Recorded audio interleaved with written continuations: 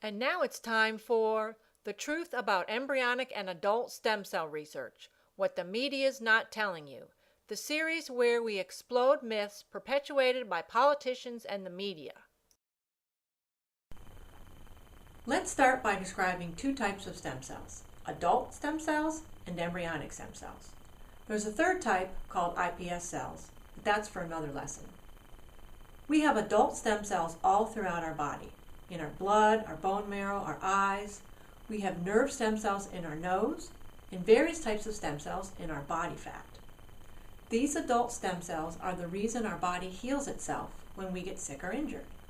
They can regenerate themselves or multiply to repair damage. They're easy to obtain, and they can be taken from one part of a patient's body and injected into another part for treatment.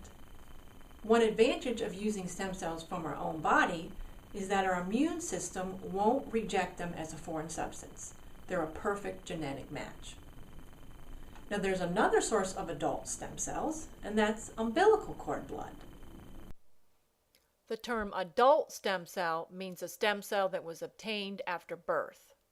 When parents donate their baby's umbilical cord at birth, the stem cells are stored in the National Registry, and they can be used, just like bone marrow, to treat many different conditions, including sickle cell disease and leukemia. Note that obtaining adult stem cells causes no harm to the donor, so there are essentially no ethical issues associated with the use of adult stem cells.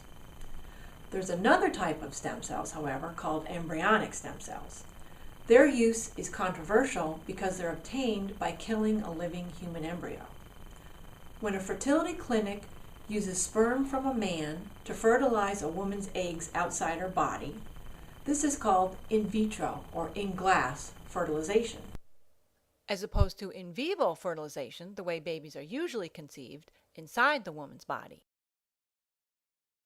During in vitro fertilization, IVF for short, many eggs are fertilized, producing many embryos, only a few of which are placed in the woman's womb to allow the embryo to fully develop.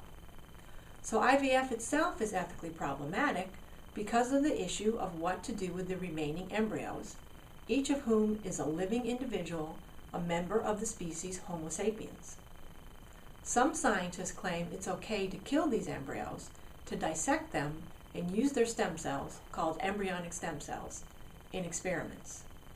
So you can see why their use is controversial, especially when you learn that embryonic stem cells are actually less useful for treating disease and injury than adult stem cells. So let's dispel some myths. The media often talks about the miracle cures that have come from stem cell research. But did you know that without exception, every single successful patient treatment that has come from stem cells has come from adult stem cells? Not one person globally, anywhere in the world, has ever been successfully cured of anything using embryonic stem cells. 73 different conditions have been treated with adult stem cells, 0 with embryonic. Approximately 50,000 people are treated annually with adult stem cells.